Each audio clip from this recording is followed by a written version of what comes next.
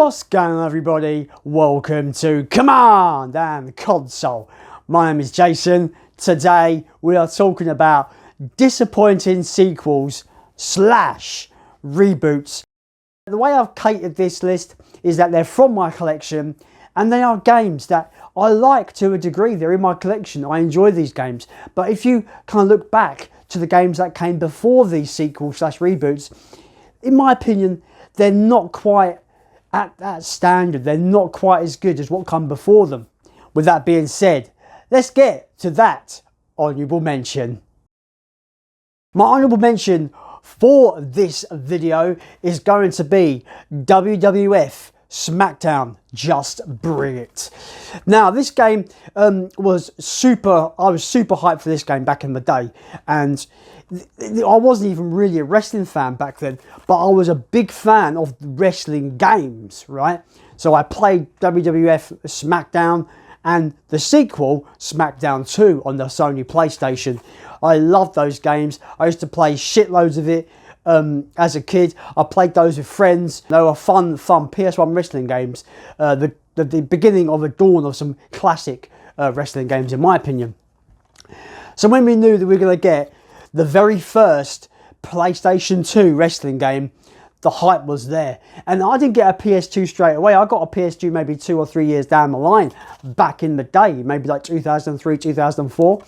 So I was kind of late on this one, and it's like, so looking forward to getting this. Excited to see what they will do with it, what extra modes they might add that we've never seen before. There was a big hype behind commentary. We're going to get the moment-to-moment action called out by the commentators. You know, you got like I think it's Michael Cole and Jerry the King Lawler doing the commentary on this game. And this comes out, and I'll pick it up back in the day, and it is a woeful disappointment, especially when you compare it to SmackDown 2. As much as I still kind of have a soft spot now, like I do jump on it and feel like, you know, look how quaint these games used to be, you know, back then. But this game was meant to have been like this next level for the SmackDown series back then, and it didn't really cut the mustard. It didn't really kind of hit the mark for me. I was quite disappointed. I felt the game was lacking in modes. I felt like the actual wrestling gameplay, the mechanics, were almost like a step backwards. It didn't feel as good as those earlier games.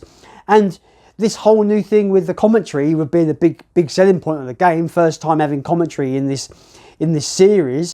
Michael Cohen and Jerry the King Lawler pretty much repeat, you know, maybe like 5 or 6 lines over and over and over.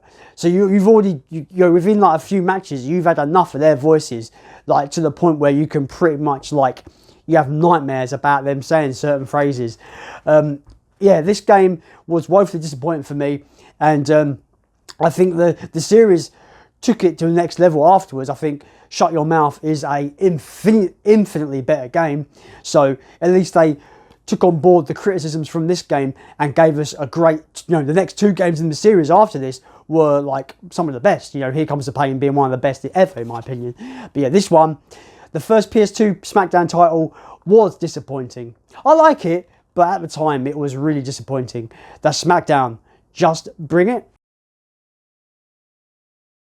My number 5 for this list is a game that I've grown to love growing up, you know, grown to appreciate these, you know, early 3D fighting games. And when this series transitioned into 3D, I was kind of a bit wary, but I kind of fell in love with the first 3D game. I'm talking about a game called Mortal Kombat Deadly Alliance. Now, people mistaken this as the first 3D Mortal Kombat, which is incorrect. Mortal Kombat 4 was the first 3D Mortal Kombat. This is the thing. I got into Mortal Kombat through the PlayStation version of Mortal Kombat Trilogy and Mortal Kombat 4. And I played the shit out of Mortal Kombat 4. I had it for the PlayStation and I played loads of it. I love it. It's still one of my favourite Mortal Kombat games in that series. I think it's still one of the best. I'm dying to get it on PS1 though, because I want it in the collection, but it's really expensive. Anyway, they announced this game and the hype is real. But the thing with me, I feel like, you know, for me, there's something about Mortal Kombat that they went on to these this kind of style. They did a few games in this style where it was more kind of cartoony, a bit more silly, craziness. I love silly and craziness, guys, don't get me wrong, but the combat was so different. The fighting felt so different and so kind of weird compared to like the classic earlier games that I felt alienated at the time. I felt like this is not what I want from the Mortal Kombat series. Obviously, I've grown up to appreciate it more now, hence I've got the GameCube version. But I just feel like I loved 4 so much. I loved Mortal Kombat 4 so much. I played the shit out of that game. And then this game came out, there was so much hype behind it. You got that crazy new metal fucking music video for the song Immortal, which is super cringe and bad on hindsight. You can't kill me, I'm immortal. But at the time, it hyped the game up to no end. You were so excited for Mortal Kombat Deadly Alliance. But yeah, for me, it just was so disappointing. I felt like they changed too much, and it almost felt like a completely new series to me. Yeah, unfortunately this one was a disappointing sequel for me, but obviously over time can change perspectives, and I think as an adult I can appreciate this a bit more. That's Mortal Kombat Deadly Alliance. We're coming to the first and only reboot in this video, and it is an interesting one because I like this game quite a lot, but I prefer the games that came before it. I'm talking about the 2008 reboot of Turok. This game is a pretty fun game, all things considered. It's on like this disappointing list because it's a reboot that kind of forgot what made the original games special, in my opinion. I come from that era where, you know, 90s first-person shooters were King, Doom, Quake, you know, Unreal, the original Turok games, GoldenEye, just like those classic 90s games. So I've still, you know, people call them boomer shooters now, but you know, I was, you know, in my pre-teen years, just absolutely having a blast with these, you know, 90s FPS. Turok, the Turok series was no exception. However, I never owned an N64. I went to my cousins to play, so I would play the Turok games over his house as a kid. So I got myself into the Turok series that way.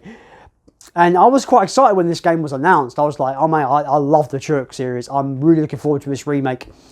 And it pretty much kind of feels almost like Gears of War with dinosaurs, but in a first-person perspective. It's got that kind of greys and browns vibe that only this generation of consoles kind of gave us. We went through this era where everything was just like, let's go for the muted colours, where everything is realistic. So everything must be kind of just muddy and dirty and brown.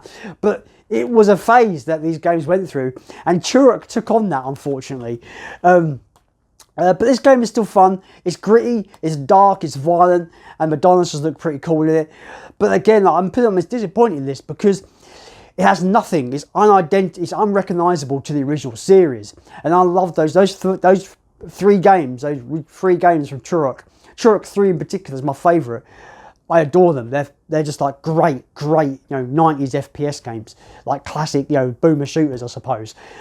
This game doesn't really have anything in that at all. The only things in common is that your character is called Turok, and you go onto a planet with dinosaurs. That's pretty much the only kind of recognisable aspects to this game. It does feel like, you know, more of a linear affair. It's more of a, you know, the game's pretty much a straight line, and you're just killing, you know, sentry guards and dinosaurs. But it's not a bad game. Like I said, you know, I don't necessarily hate these games on this list. They were just disappointing. And I do speak from the time rather than now, because I have come to appreciate a lot of these games now. So it's a bit of a weird one, this list. Yeah, Turok is fine. It's a fun little game. I think it looks great. Even today, I think it's a really nice looking game. But obviously, we went through that phase of everything being brown and grey and muddy. But I think in terms of visuals, I think it looks pretty decent for the time. Yeah, and the dinosaurs look cool. The T-Rex in it looks badass.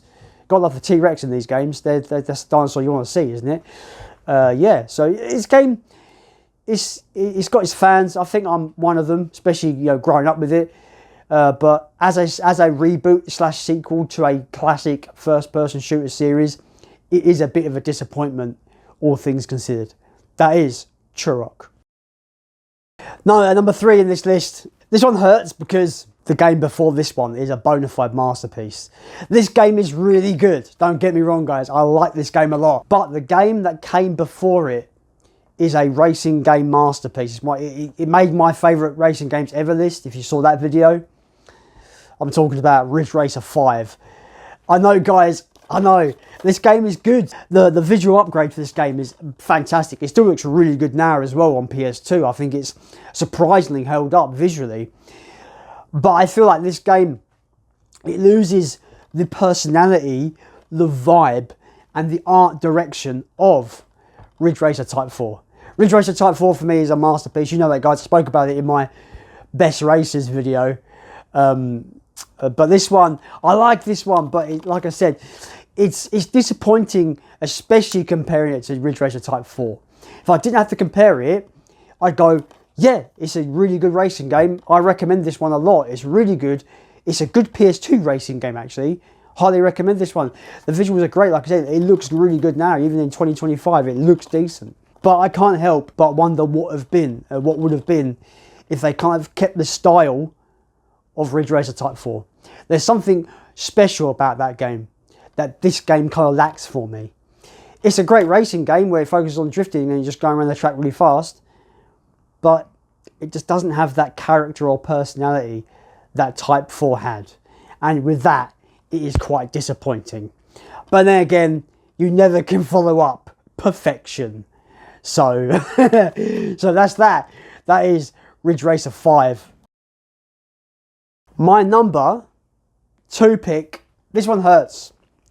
This one hurts because I really like this game, but it does everything it can to alienate fans of the original. I'm talking about a game called Dragon Age 2. I was super excited for this game. I love Dragon Age Origins. It's one of my favourite RPGs of all time. So when the sequel came out, I was super ecstatic. I couldn't wait. I had to play it. This game is fine. It's actually really fun. I actually quite like it a lot. But there's so much here that is almost a step down from the original game that it is a disappointment. The story is a lot more linear this time. There's less decisions to be made. And you're pretty much stuck in this, you're walled off in this kind of town, castle town, for the majority of the game. There's no exploring and going out, venturing out into different towns and villages. There's none of that. You're literally boxed into this one location for the whole game, and it is a bit tedious and boring. The combat has been changed to be lesser as well, in my opinion. And now you can have more real-time combat and do kind of almost like Devil May Cry combos and do crazy shit. But it kind of like takes away from the methodical kind of nature and tactical nature of the original combat from Dragon Age Origins. I know you can still kind of do that. There's an option to swap it over back to that combat mode, but it still doesn't feel correct. It still doesn't feel the same as Dragon Age Origins, and that's why this game is quite disappointing. I think it's quite limiting for what you can really do in this world, and Dragon Age Origins really developed an amazing world to explore and build your character and build your relationships around in that universe. And I feel like this one just boxes you in this town and goes, yeah, do these quests. You won't have much decisions upon what you do in the story, but just do these quests. It's disappointing when we look at it from the grand scheme of things. This game, it should have been bigger, it should have been grander, and it should have been better. And unfortunately, it's not as good, it's not as big, and it's not as grand. It's almost like Dragon Age Origins light, almost, right? But don't get me wrong, guys, I still like this game. I've played it a couple of times over the years, beat it, still enjoyable. Just not the sequel we deserved, really. That is that, unfortunately. That is Dragon Age 2. Now, this game, I hope this sparks conversation, because this game is in a lot of hated games, right?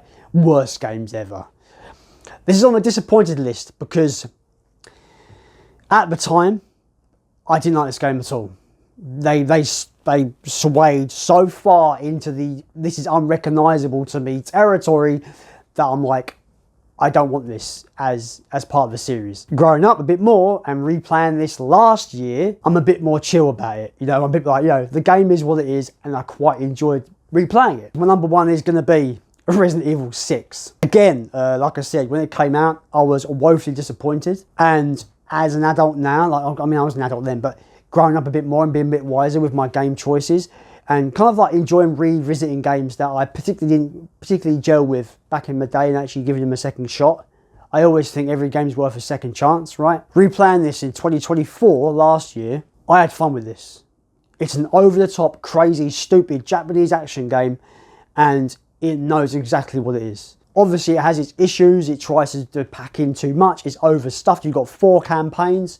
They all overlap, so you're going to be playing the same moments in the story 4 different times, but from 4 different perspectives. It sounds cool, but it's actually kind of like dull and boring. It does get very tiresome, unfortunately. By the time I got to Ada's campaign, I was ready to wrap this up. But I feel this game is nowhere near as bad as it, you know, was trounced to be back in the day. Obviously, like me and a part of this list, this list is all about looking at the games that came before it and judging it in that regard. And in that regard, this was woefully disappointing. This game is too long as well, I find, on a replay. It's about 20 hours you're putting in. That's 4 campaigns. 5 hours a campaign. Doesn't sound too bad, but when you're replaying the same segments 4 different times, it gets very, very tiresome. And you're just like, you just want to get through it. And I just wanted to get through it, really, most of the time. I wouldn't say, you know, could I play this again? I probably could play the Leon campaign again and be quite happy with it. But I don't think I could play the rest of the campaigns again, really. So, as a package, it's disappointing. As a Resident Evil game, it's abysmally disappointing. Like, it's like really like the worst case scenario for the series for me. Because Resident Evil has always been horror, and this one was the most action it's ever been, right? It is, it's bombastic action, but I still really enjoyed this one for what it was. It's disappointing as a Resident Evil game, really fun as just a regular action game. If you go into this thinking of it as an action game, it's a good time, I think.